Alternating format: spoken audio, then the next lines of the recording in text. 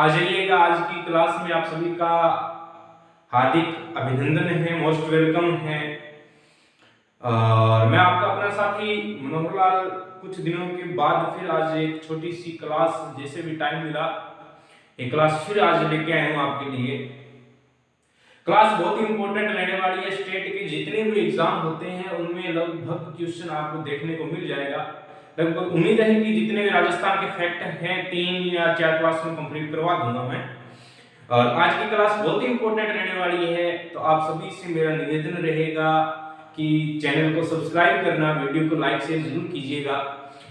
आइए आज की क्लास को अपने देखते हैं। बड़े गजब अच्छे तरीके से आज की क्लास को हम पढ़ेंगे और मेन जो तथ्य हैं वो अपने देखेंगे। ठीक है, तो बने रहिएगा मेरे साथ क्लास के एंड तक।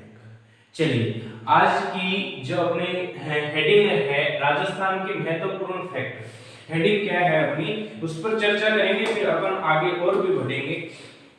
देखो हेडिंग क्या कहती है। हेडिंग ये कहती है कि राजस्थान के प्रमुख अपने फैक्ट देखेंगे। राजस्थान के क्या देखेंगे? प्रमुख फैक्ट देखेंगे, यानी कि क्या क्या खास विशेषता है फैक्ट के अंदर वो भी देखना। सबसे पहले अपने जादूगर को देखेंगे, यानी कि राजस्थान में कितने प्रकार के जादूगर मिलते हैं और किस तरीके से, यानी किन्हें किन्हें जादूगर कहा गया है। अलग अलग क्षेत्र के अंदर अलग अलग फील्ड में अलग अलग जादूगर देखने को मिल जाते हैं। तो यानी कि जैसे नगाड़े में कोई अच्छा बजाता था तो उसको जादूगर, नगाड़े का जादूगर कह दिया। कोई तबला अच्छा बजाता था तो तबले का जादूगर कह दिया। कोई यानी कि पेंटिंग अच्छी करता था तो उसको पेंटिंग का जादूगर कह दिया। तो उसी हिसाब से आज अपने देखेंगे कि राजस्थान में कितने जादूगर हैं। चलिए, सबसे पहले अपने आप पेपर में प्रश्न आ जाए कि नगाड़े का जादूगर किसे कहा जाता है। पेपर में प्रश्न क्या आ जाए, नगाड़े का जादूगर हम किसे कहेंगे? तो याद रखना, रामकिशन सोलंकी को नगाड़े का जादूगर कहा जाता है। नगाड़े का जादूगर किसको कहेंगे? रामकिशन सोलंकी को नगाड़े का जादूगर कहा जाता है। किसका जादूगर कहा जाता है? नगाड़े का। उसके बाद मेरे को लिखना है सुरनाई का जादूगर। किसका जादूगर? सुरनाई का जादूगर पूछ लिया जाए पेपे खां, बहुत ही इंपॉर्टेंट है, पेपर में बहुत बार पूछा गया है। सुरनाई का जादूगर किसको कहेंगे हम? तो याद रखना मेरे भाई, सुरनाई का जादूगर हम कहेंगे पेपे खां को। उसके बाद बात आती है कुंची का जादूगर। किसका जादूगर? कुंची का। कुंची का जादूगर राम गोपाल विजयवर्गीय। राम गोपाल विजयवर्गीय कुंची का जादूगर है। उसके बाद अपने से पूछ ले बलिउ कोटरी का जादूगर बताओ भी। तो बलिउ कोटरी का हम जादूगर करके हैं किसको? कृपाल सिंह शेखावत को। नगाड़े का जादूगर तो रामकिशन सोलंकी, सुरनाई का जादूगर पेपे खां, कुंची का जादूगर राम गोपाल विजयवर्गीय, बलिउ कोटरी का जादूगर कृपाल सिंह शेखावत।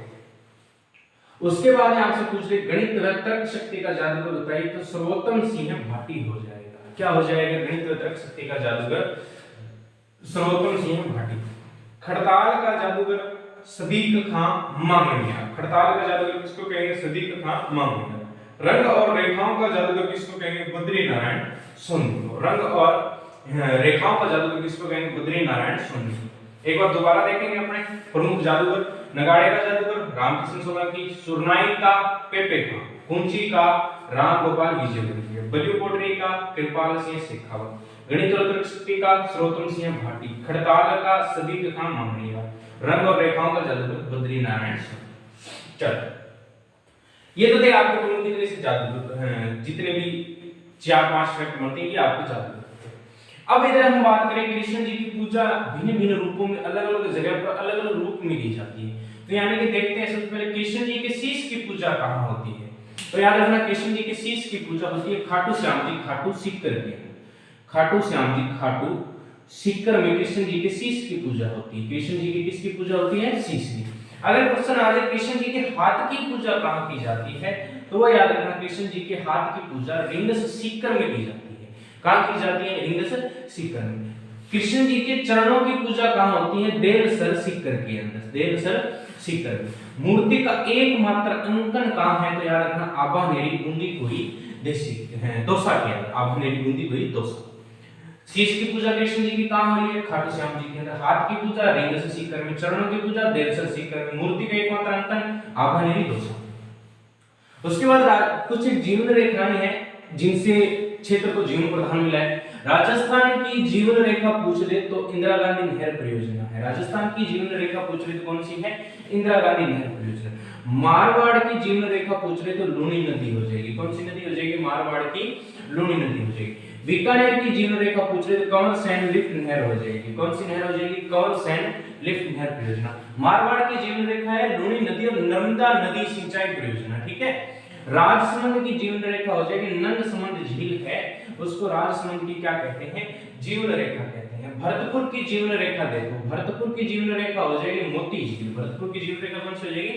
मोती झील। उसके बाद चलिए, अगर हमसे पेपर में प्रश्न आ जाए मेरवाड़ा का कुंभ किसे कहा जाता है, प्रश्न क्या आ गया? मेरवाड़ा का कुंभ किसे कहते हैं? तो याद रखना मेरवाड़ा का कुंभ कहा जाता है पुष्कर अजमेर को। किसको कहेंगे हम? मेरवाड़ा का कुंभ पुष्कर अजमेर को। मारवाड़ का कुंभ पूछ रहे हमसे तो रामदेव जी मेला जो भरता है अपना जैसलमेर के अंदर उसको मारवाड़ का कुंभ कहते हैं। वागड़ और बांगड़ में अंतर है थोड़ा सा। वागड़ कौन सा है? कि डूंगरपुर और बांसवाड़ा के आसपास का जो क्षेत्र है उसको अपने कहेंगे क्या?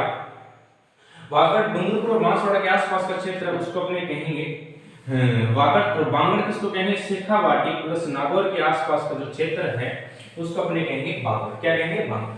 फूल की साड़ी कहाँ की प्रसिद्ध है? तो याद रखना जोगनेर जयपुर ग्रामीण में आ चुका है। पहले जयपुर शहर था, अब फूल की साड़ी जोगनेर की प्रसिद्ध है। पहले अपने पढ़ते थे जोगनेर जयपुर, अब जोगनेर जयपुर ग्रामीण पढ़ना है, जयपुर ग्रामीण पढ़ना है, ठीक है। छापे वाली साड़ी कहाँ की प्रसिद्ध है? तो नाथद्वारा राजसमंद की प्रसिद्ध है। कहाँ की प्रसिद्ध है? नाथद्वारा राजसमंद। 33 करोड़ देवी देवताओं की साल कहाँ है? मंडोर जोधपुर के अंदर है। राजस्थान की बेटी किसको कहा जाता है? सिमरन शर्मा को राजस्थान की बेटी कहा जाता है। सिमरन शर्मा को राजस्थान की क्या कहते हैं? बेटी कहते हैं, ठीक है। समझ में आई इतनी बात? अब ये ध्यान देना है थोड़ा सा इधर इस टाइप है। अगर ये जो कंटेंट है अभी तक आपके फैक्ट कंप्लीट नहीं हुई, एक क्लास की फैक्ट की, ठीक है, दूसरी क्लास और डालूंगा। तो इस फैक्ट की अगर आपको पीडीएफ चाहिए तो टेलीग्राम पर जाकर RS online classes bye ML sir लिखना, और यूट्यूब पर ऐसे भी लिख लेना चाहिए। यूट्यूब पर अगर आप इसको सर्च करते हो तो भी आपके सामने चैनल आ जाएगा, उसके ऊपर ये क्लास डाली हुई है, और उसी प्रत्येक क्लास के डिस्क्रिप्शन में आपको टेलीग्राम की लिंक मिल जाएगी। तो टेलीग्राम मेरे भाई ज्वाइन जरूर करना, ठीक है। अगर क्लास देखते हो अच्छी बात है, अगर नहीं देखते हो तो भी कोई दिक्कत नहीं, पर टेलीग्राम ज्वाइन कर लेना, क्योंकि टेलीग्राम के अंदर भर्तियों से संबंधित न्यूज़ है, कुछ डेली के करंट अफेयर्स होते हैं, वो मैं डालता रहता हूं जैसे टाइम मिलता है। तो आप टेलीग्राम जरूर ज्वाइन करना। बाकी मिलते हैं नेक्स्ट क्लास में, तब तक के लिए ta-ta bye bye, take care. आशा करता हूं कि आपको क्लास बहुत ही अच्छी तरीके से समझ में आई होगी, बड़ी अच्छी भी लगी होगी, क्योंकि कम समय के अंदर 5 या 7 मिनट बड़ी मुश्किल में अपने कम से कम 3 प्रश्न पक्के कर दिए एग्जाम में। तो जय हिंद जय भारत, मिलते हैं नेक्स्ट